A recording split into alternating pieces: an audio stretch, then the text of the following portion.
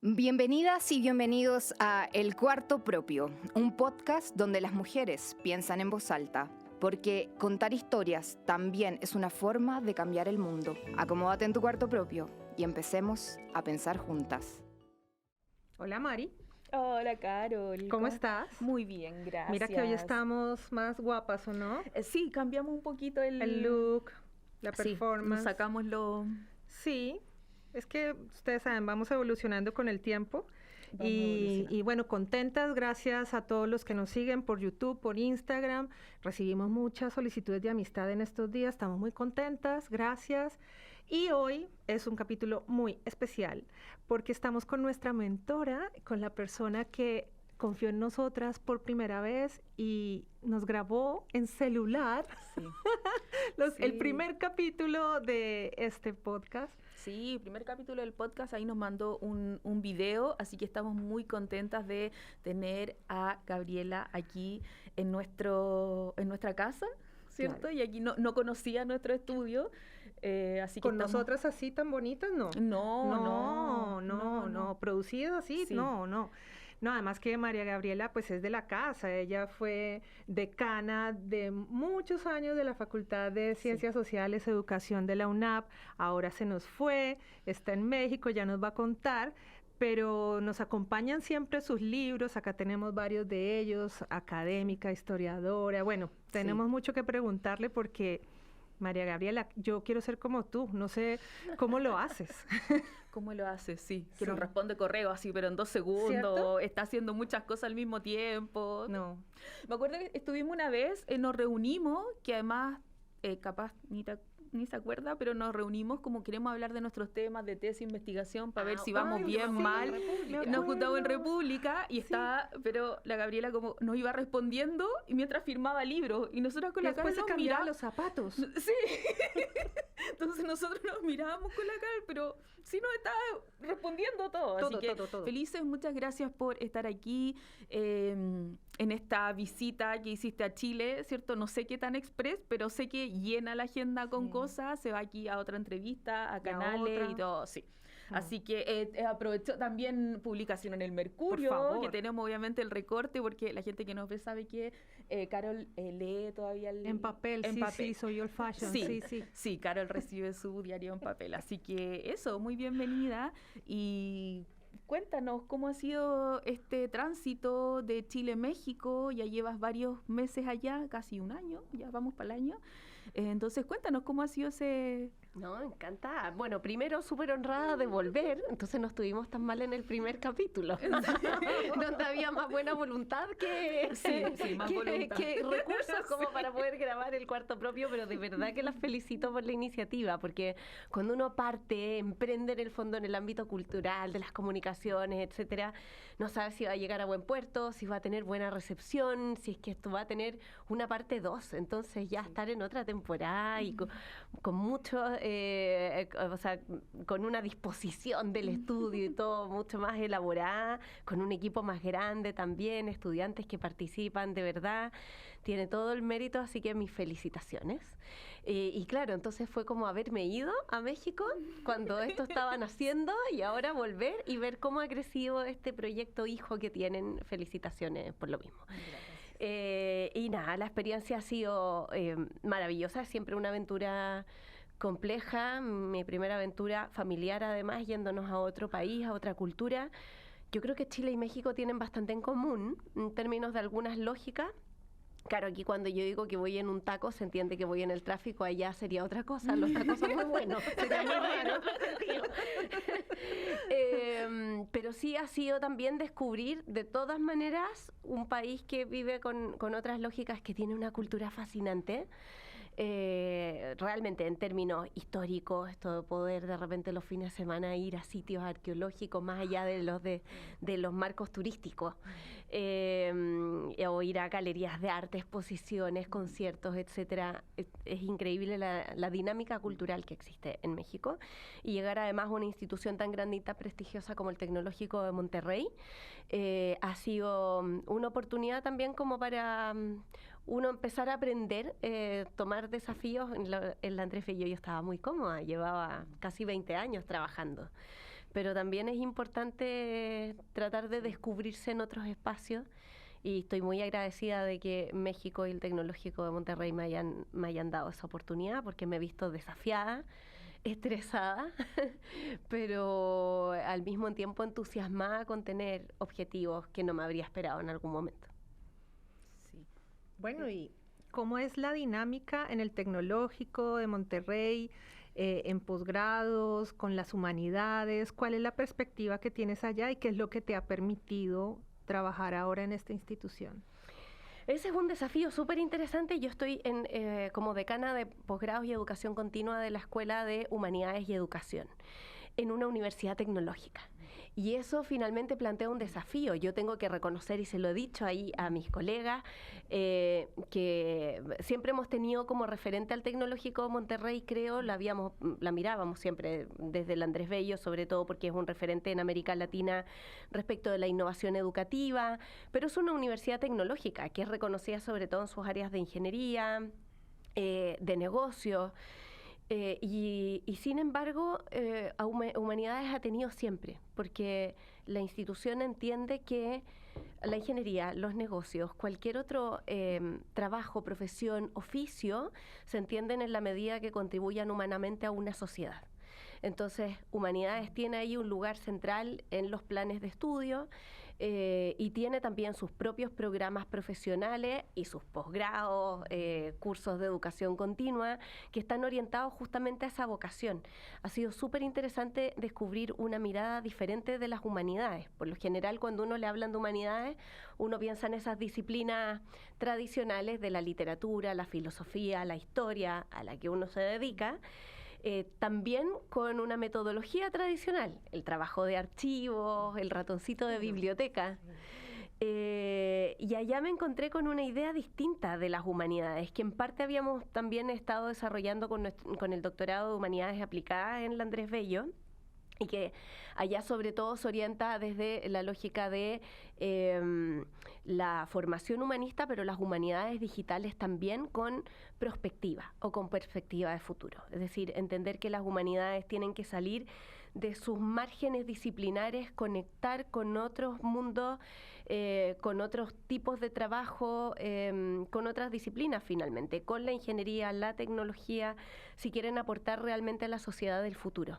Entonces, incluso aquellos que estudiamos el pasado, allá tenemos que ver de qué manera conectamos con presente y futuro, cómo aprendemos de las nuevas tecnologías, de la comunicación digital, de este mundo global, y al mismo tiempo cómo aportamos a ese mundo otorgándole perspectivas éticas al desarrollo de cualquier otra disciplina. Entonces, muy interesante porque se entiende que las humanidades se relacionan con otras disciplinas bidireccionalmente. Nosotros como humanistas tenemos que aprender de nuevas tecnologías, tenemos que entrar en este mundo digital y tan veloz, pero al mismo tiempo tenemos un aporte esencial que hacer. El desarrollo tecnológico no va a aportar a la sociedad, sino va acompañado de esa mirada humanista que nosotros le imprimimos. Y esa es un poco la vocación de la Escuela de Humanidades y Educación del TEC.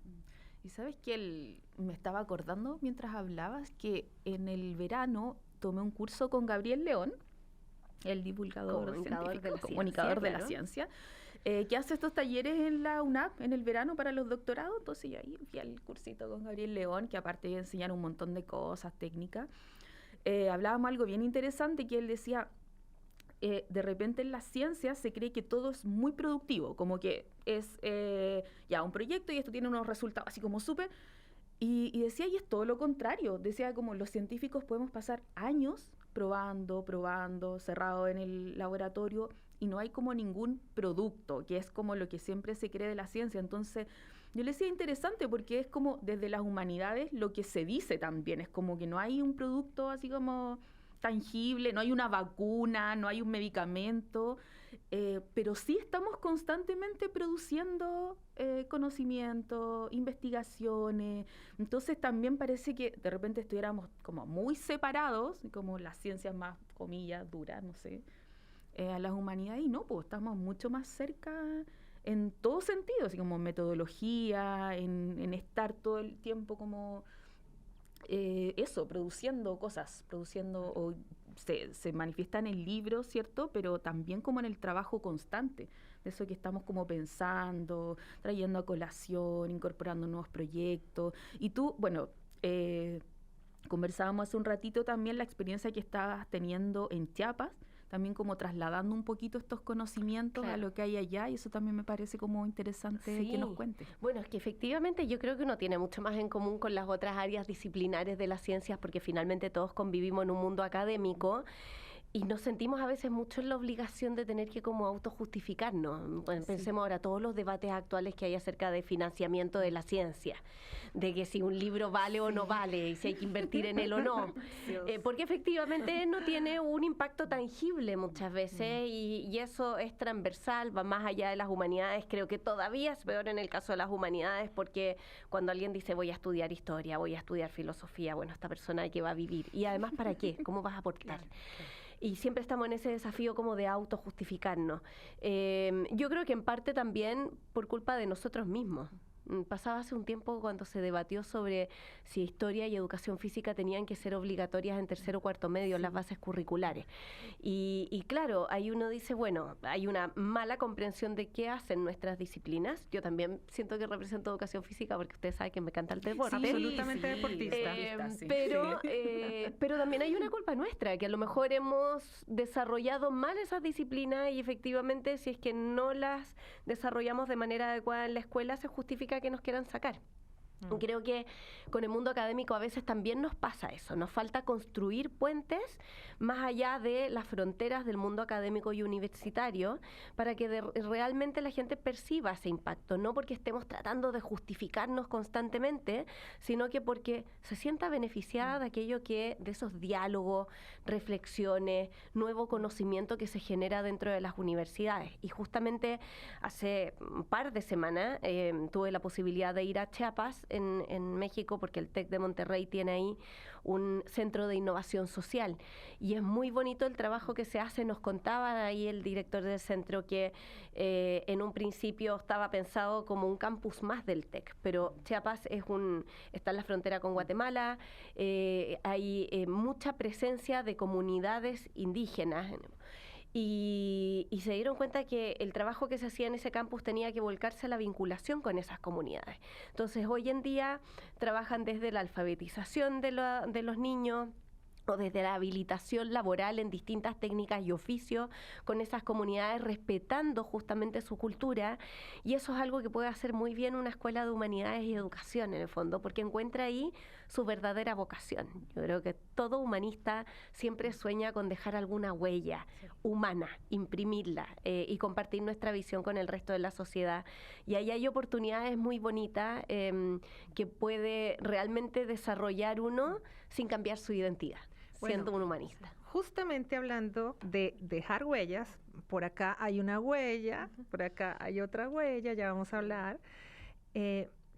Tú has tomado la decisión como académica, como historiadora, de no quedarte únicamente en el mundo del paper y de entrar al mundo de la difusión, que a veces no es tan bien visto.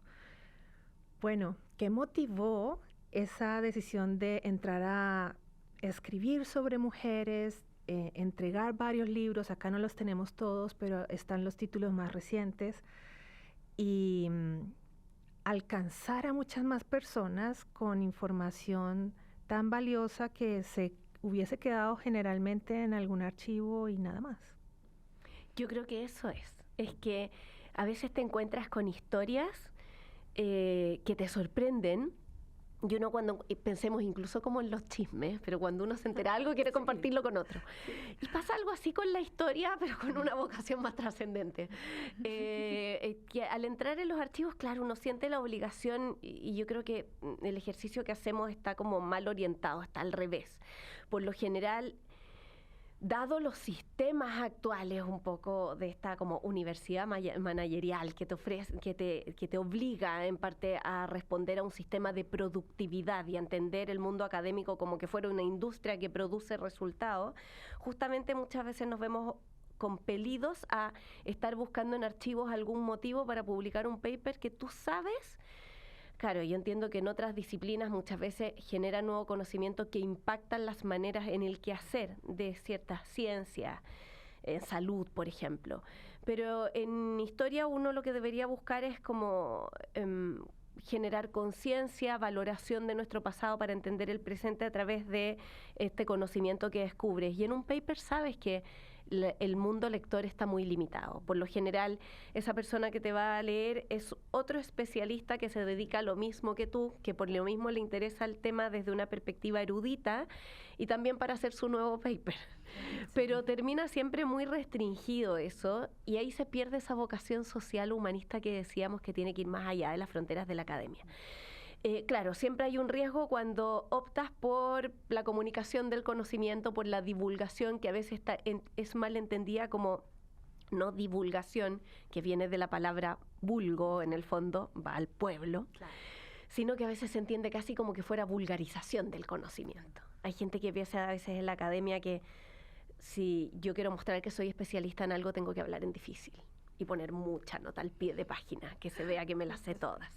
Y si hablas en fácil, es que no eres superficial, claro. Me pasa, alguna vez escuché a unos alumnos diciendo que su profesor era seco. Y me dijeron, seco, no le entendemos nada. Eso no es un buen profesor, a lo mejor sabe mucho, pero buen profesor no sé si... Y hablar en fácil es difícil. Sí. Decirlo complejo de manera sencilla tiene su complejidad, pese a ser redundante. Yo te creo que por eso, porque uno tiene una vocación humanista, cuando uno escribe uno quiere que lo lean.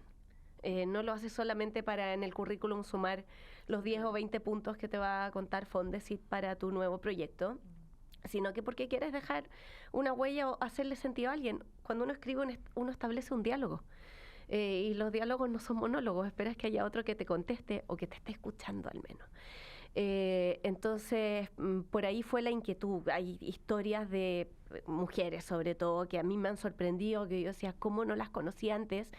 Quiero que el resto las conozca, se lo merecen un lugar, porque además nos permiten comprender mucho mejor la historia, de una manera más rica, más compleja.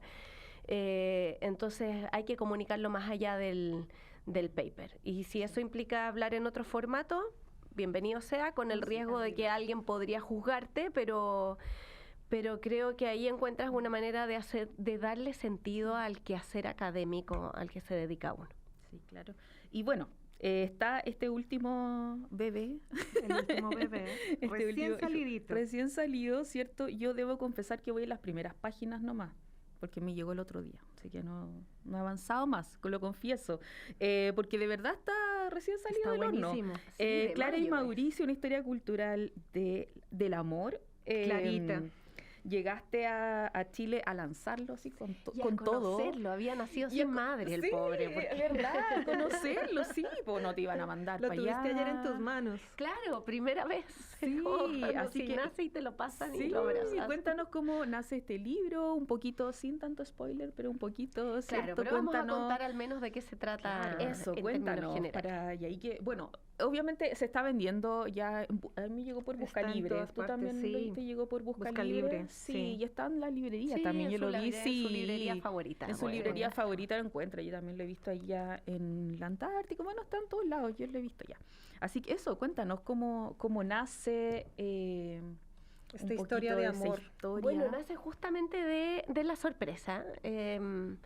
O sea, de un descubrimiento como genuino. Recién decía, y quizás no complete la idea, que uno tiene como esa obligación de ir a buscar temas para poder publicar un paper, cuando en realidad el proceso debería ser el inverso. Cuando encuentras algo y sientes esa necesidad de comunicarlo, compartirlo, contarle a alguien lo que encontraste, porque crees que vale la pena que los demás lo sepan. Y eso me pasó en particular con Clara Álvarez Condarco, que es la protagonista de esta historia, que podría alguien pensar que es una novela histórica, pero en realidad es una historia hasta cierto punto novelada, pero es una historia real sobre una mujer notable de la que yo hasta hace poco sabía muy poco y creo que la mayoría de la gente desconoce absolutamente. Clara Álvarez Condarco fue una intelectual de mediados del siglo XIX, que tuvo una muy breve vida, pero muy productiva. Ella, nació en Londres, luego se educó en Argentina, pero llegó a los 14 años a Valparaíso y ahí desarrolló su vida Es una de las primeras mujeres traductoras que se atreve a publicar sus obras con sus iniciales, pero ya eso era un atrevimiento. Claro. Que comparte sus opiniones a través de traducciones, sobre todo en el Mercurio de Valparaíso en esa época, que trabaja como traductora para grandes empresarios de la época, y que se ha mantenido en las sombras. Y yo conocemos más al amor de su vida, que es el pintor alemán. En realidad es Johann Moritz Rugendas, Juan Mauricio Rugendas, en este libro Moro, porque ella le dice Moro de mi alma, que era bastante mayor que ella, 23 años mayor que ella. En ese tiempo, advierto, no era un escándalo. Sí. Y claro, lo conocemos a él. Es parcialmente conocido en Chile. Yo ahora me he dado cuenta que hay gente que cuando me preguntaban de qué se trata tu libro, del amor de Rugendas, ¿quién es Rugendas? Sí, bueno, sí, es verdad. Pero yo creo que aunque no conozcan o retengan el nombre, han visto sus cuadros. Sus pinturas. Sí, totalmente. Sí. Pero Clara era absolutamente desconocida. Yo la descubrí cuando estaba trabajando en mi otro libro, Mujeres en la Historia de Chile. Y había quedado con una duda respecto de ella. Vamos a hacer esto bien corto, pero Rugendas tuvo un gran amor en Chile, un primer gran amor, que fue Carmen Arriagada, también una mujer intelectual notable. Yo la encuentro además muy hermosa por las mismas pinturas que nos ofrece y dibujos que nos ofrece Rugendas, que vivió en Talca y que llevó algunos emprendimientos culturales importantes, como el periódico El Alfa en Talca. Desarrollaron una comunicación epistolar con Rugendas como de un amor platónico, también muy intelectual con él, que se hizo famoso porque fue publicado e investigado desde Óscar Pinochet de la Barra en los años 80. Y en algún minuto la pregunta obvia es, bueno, ¿y por qué este amor? Bueno, no se concreta, primero porque Carmen era casada, pero segundo, un detalle. Claro, pero segundo se quiebra en algún minuto, y esto es porque interviene entre medio. Clarita. Mauricio Rugendas deja de amar a Carmen porque aparece Clara Álvarez Condarco. Y ahí uno dice, ¿por qué? O sea, Carmen Arriagada, aparte que estaba casada, era una mujer perfecta. Así que ella llega a ensombrecer a Carmen, es porque Clara tiene que haber sido también una mujer muy atractiva, digo, sobre todo en términos intelectuales. ¿Y por qué nadie la conoce? En la historia, la biografía de Rugendas aparece como Su último capricho, como La otra. Bueno, averigüémonos qué pasa con ella. Y si Rugendas escribió con Carmen, se tiene que haber escrito también con Clara. Y así llegamos con David Fuentes, mi ayudante del proyecto de investigación que desarrollamos al alero de estos temas, a encontrar las cartas. Y eran muchas. Y ahí se desarrolla también un amor que es muy apasionado en épocas del romanticismo, pero que enfrentó los obstáculos de la época, de que no eran el uno para otro a ojos de la sociedad y de la familia de Clara, que no deja que ellos se casen, y eso te lleva a preguntas que van más allá del chisme, de por qué nuestra sociedad siempre ha puesto imperativos sociales, económicos, muchas veces hasta ideológicos, que impiden que la gente sea feliz por amor. ¿Dónde queda el amor a lo largo de la historia? ¿La gente se ha casado siempre por amor o en realidad eso es más bien de nuestra sociedad y a lo largo del tiempo se priorizaban otras cosas? Bueno, revisemos desde Grecia antigua. Entonces el libro te ofrece una historia de amor, la de Clara y Mauricio, pero al mismo tiempo una historia del amor para analizar cómo estas dos categorías, matrimonio y amor, se han entendido o se han tensionado a lo largo del tiempo. No, el libro es exquisito, me encanta porque en el fondo las cartas son una excusa que te va enganchando porque es la historia que tú vas siguiendo, pero tú estás aprendiendo culturalmente qué pasaba en nuestra sociedad chilena, siglo XIX, las familias, la manera de pensar, cómo se relacionaban estas clases, y también conocer a una mujer que para su época era, pues, fuera el patrón. Más encima, a los 16 años, o sea, yo no sé si hay niñas hoy a los 16 años que hagan todo lo que Clarita. Entonces, es una linda oportunidad también de conocer aún más desde esta perspectiva del amor, que era Chile culturalmente hablando en esa época. Claro, hay muchas otras variables que van más allá del amor, y en realidad el amor nunca ha podido entenderse en sí mismo, lamentablemente. tampoco ha sido como el objetivo último de las personas. Uno podría pensar, pero al final como que el amor es el motor de la historia en parte, porque nos lleva muchas veces a tomar decisiones, a cambiar esas decisiones, a aspirar a otras cosas, pero nunca ha cabido exactamente dentro de las reglas del juego de una sociedad, y la sociedad se ha visto enfrentada constantemente a tratar de regular los sentimientos y las emociones, tanto para hombres como para mujeres, a obligarnos muchas veces a subordinarlos frente a otras prioridades. Entonces, el juego de este libro es ver eso, cómo los individuos, las personas negocian con la sociedad para darle cabida a sus emociones, respondiendo al mismo tiempo a las prerrogativas de cada época. Y es muy bonito, bueno, sobre todo porque como esto ocurre en la época en que las novelas románticas estaban muy en boga, Clarita se dedicaba además a traducir novelas románticas. Le gustó en particular una que hablaba del amor frustrado en el fondo de Rafael Sanzio con su musa, en La Fornarina. Entonces, ella se siente como parte de su propia novela. Como vivir esa... Sí, y por lo mismo las cartas son preciosas. A veces caen un poco en lo cursi. Yo decía, ya está, bueno, el amor es cursi. Pero es que lo es, y sobre todo en el siglo XIX lo fue. Y valía la pena exponer las cartas, siempre con todo el respeto, porque uno dice, esta carta no fue escrita para que otros la leyeran. Entonces, bueno, sí. Gabriela, pero sí para que la valoremos. Ahí quería ir un poquito, cuando tú dices, descubrimos estas cartas, como qué pasa en esa forma de investigar, o cómo es en el fondo, como qué significa cómo encontramos estas cartas. Claro, porque Rugenda se las llevó para Alemania. Así es. ¿Cómo fue ese O sea, camino? hay una particularidad, Rugenda se le agradece, guardaba todo. Qué bueno. Entonces se lo llevó de regreso a Alemania, y estas cartas, bueno, no solo con Clara, sino con amigos, con la misma Carmen Arriagada. Gracias a él es que conocemos su historia de amor con Carmen, porque Carmen en cambio quemó todas las cartas después. Y se agradece además porque en ese tiempo muchas veces se escribían dos cartas, una que se le enviaba a la persona y un duplicado que mantenía a la persona que lo había enviado, así como a nosotros ahora nos quedan registros de nuestros correos, de nuestros mails. Entonces, gracias a eso también están las cartas que él le envió a Clara y no necesariamente aquellas que recibió de parte de Clara.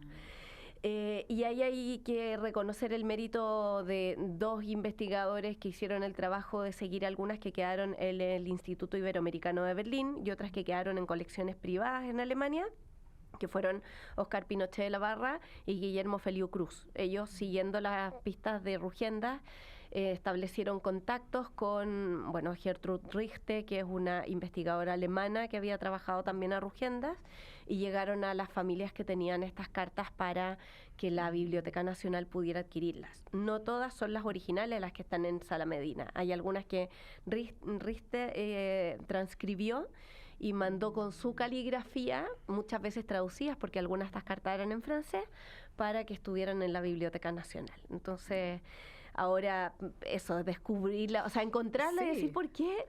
O sea, sé que no soy la primera. Ismael Espinosa, un porteño de Valparaíso, publicó parte de las cartas hace algunos años, hizo un libro. Pero ¿por qué nadie más como que las ha conocido? Dan ganas de aportar para que se difundan un poco más, porque como patrimonio del romanticismo son súper interesantes, pero tiene su dificultad metodológica. Ellos se escribían a escondidas, entonces hay unas que están como tachadas. Rugendas en algún minuto se enoja con su suegro y le manda una carta como un poco irrespetuosa, entonces está llena también de tachados, como de que se arrepiente, no está bien redactada. Y lo otro es que no tienen fecha, la mayoría. Entonces es súper difícil reconstruir la historia, porque tienes que ver qué pasó antes, qué pasó después, por qué le está comentando determinada cosa, y ahí tienes que ir hilando a partir de algunos datos medio como detective. Qué estaba pasando en ese momento, o tomar una carta de Rugendas con algún amigo para entender qué había pasado, cuál era el contexto. Y finalmente ahí sí hay una cuota de imaginación. Aquí hay una propuesta de organización de estas cartas que a lo mejor no están ordenadas tal como fueron con exactitud en el pasado, pero pero que guardan sí coherencia. Hay un diálogo ahí y una tensión que se va incrementando de este amor y uno puede ir haciendo ese seguimiento. Y es importante, claro, como en esta metodología de ver las cartas, ¿no? Como usted dice, como las borraduras, como uno también va sacando ciertas conjeturas, como qué pasó aquí, hay un arrepentimiento, un enojo, pero y eso se logra con los materiales, pues, no que alguien te cuente algo, sino que como mirar ese material, ir al archivo, como... O sea, eso me parece que es como muy fascinante la investigación con documentos, con archivos, y que claro, uno empieza como a desarrollar una metodología, pero parte de ver el material. Claro, sí, pues ahí yo le reconozco el mérito a David sobre todo, que hizo un tremendo trabajo de búsqueda.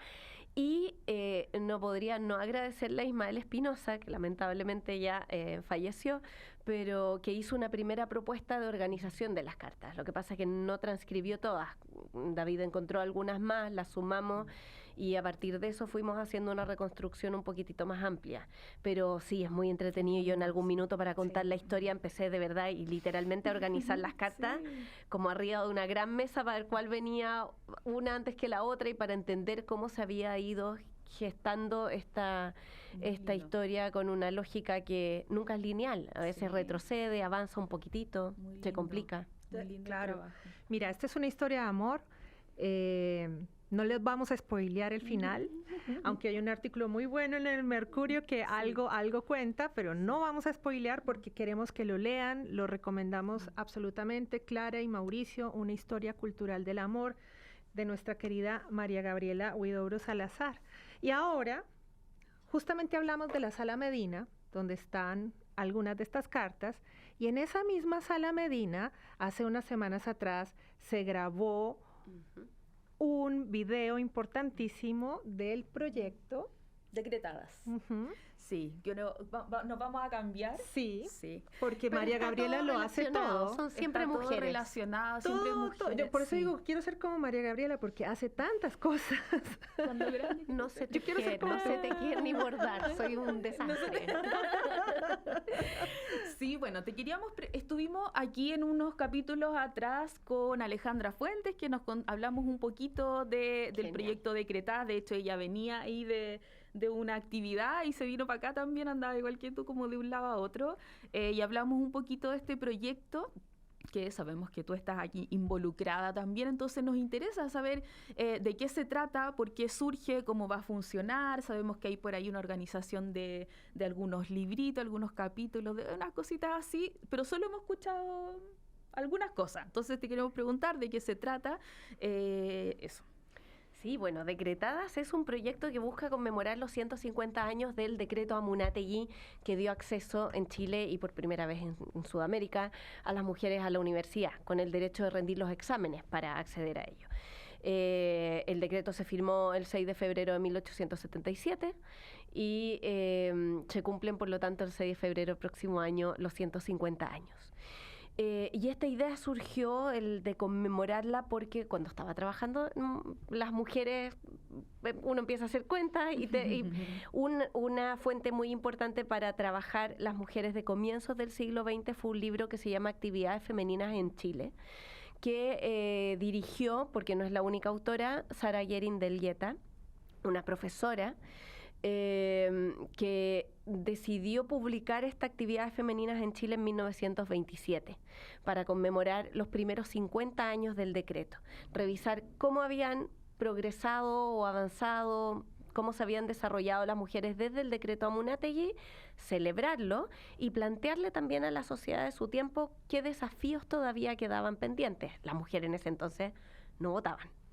Entonces, para 1927 se armó una conmemoración que supuso la publicación de este libro, donde participan mujeres notables como Amanda Labarca, y la organización de algunas exposiciones y encuentros que rindieron homenaje a Eloísa Díaz y Ernestina Pérez, por ejemplo, que todavía estaban vivas. Exposiciones de las labores que hacían las mujeres, las arpilleras, por ejemplo, que propuso Gabriela Mistral, que participaran de una exhibición en Quinta Normal. Se invitó a Rebeca Mate a que participara con algunas réplicas de las esculturas que ella realizaba en ese tiempo, que era mundialmente reconocida. Entonces convocó a las mujeres que en ese momento, hasta cierto punto, representaban la voz pública de una generación que se había visto favorecida por el decreto Amunátegui. Y desde ese libro de la actividad femenina dije, uy, se van a cumplir 100 años más. Desde esa, hay que responderles, hay que contarle a esa generación qué pasó 100 años después y qué todavía queda pendiente. Entonces, Decretadas nace como un proyecto que también colideramos con Verónica Ramírez y con Cecilia Morán desde la Universidad Adolfo Ibáñez y la Universidad San Sebastián. Y que lo que busca es volver a convocar a las mujeres que ahora se dedican a la historia de las mujeres desde distintas disciplinas, literatura, sociología, comunicaciones, etcétera, para dialogar con nuestras ancestras y al mismo tiempo ojalá dejar un legado para que ojalá en 50 años más o en 100 años más nuestras nietas, bisnietas, etcétera, tomen la posta y nos cuenten también qué pasó después, aunque ahora ya no estemos acá.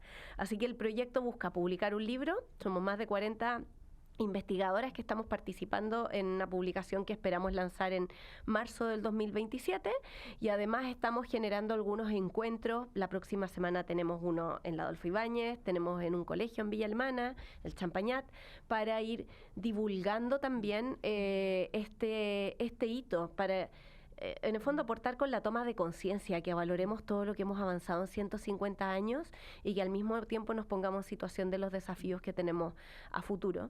Para eso tenemos un Instagram, Decretadas Chile, y estamos realizando estas actividades en distintas ciudades y encuentros, sobre todo con nuevas generaciones escolares, para tratar de promover esa conciencia y valoración de las trayectorias históricas que nos han permitido a las mujeres hoy en día tener lo que tenemos o ser lo que somos. Sí. Hay por ahí un que dicen que se podría cambiar el nombre. Porque el señor Amunátegui firmó. Ay, sí, yo estoy de acuerdo. Firmó, pero no fue quien levantó el decreto, ¿cierto? Claro, el decreto Amunátegui está firmado por Miguel Luis Amunátegui, que era el ministro de Justicia, Culto e Instrucción Pública de la época. Pero quienes están detrás de este esfuerzo para que el ministro llegara a firmar son mujeres. Antonia Tarragó, Isabel Lebrán, profesora, que lucharon por años para que el resultado de sus alumnas se viera reconocida con el acceso a la universidad. Sí, bueno, hay que decirlo. El tiempo vuela.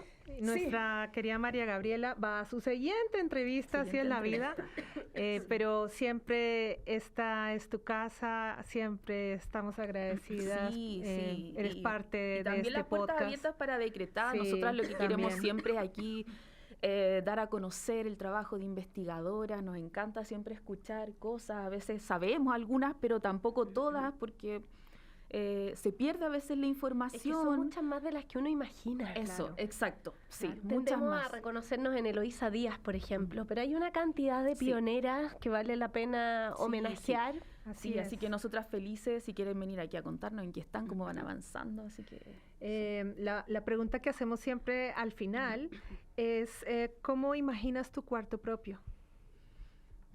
¿Así literalmente? Pues, como tú quieras. ¿Cómo imaginas hemos tenido todo tipo de respuestas. Sí. Literalmente. Oh, qué buena pregunta. Con muchos papeles. Todo como escrito con distintas manos y acompañada. El cuarto propio al final se construye, y yo creo que la vida de uno se construye a partir de las relaciones. Eso es un poco lo que trato de transmitir también a través de este último libro, de cómo las historias de uno se construyen a partir de las relaciones con los demás. Así que no podría ser un cuarto solitario, sino que al contrario, acompañado de esas voces del pasado y del presente que finalmente alimentan la vida de una misma. Súper. Muchas gracias, María Gabriela. Nos acompañan por eso varios títulos. Nunca lo contamos, Mari. Nunca lo contamos. Nosotras, hemos ido construyendo... Siempre hacemos esta pregunta del cuarto propio, la empezamos a hacer en un momento, porque para nosotras también es nuestro cuarto propio, juntarnos, conversar. Traer la plantita. Hemos ido sumando, ¿cierto? Nuestras tacitas, nuestras plantitas, claro. Y libros. Y claro, y nos dimos cuenta que nunca contábamos, porque siempre traemos libros que tienen que ver con el capítulo, no son como no relleno. son de decoración, no. Están pensados para el capítulo. Están pensados, y también con lo que estamos haciendo en la semana, que estamos leyendo. Entonces, por ejemplo, yo tenía aquí que no me acuerdo si lo había mostrado antes, pero que me llegó, de la Claudia Montero, la Andrea Robles, Grandes investigadoras. Grandes investigadoras que nos encontramos la semana pasada también en una actividad. Entonces está este libro de fuentes maestras, que son textos de maestras del siglo XIX y XX, así que también está muy lindo. Sí. Y también quería mostrar, Esto porque es el último chiche.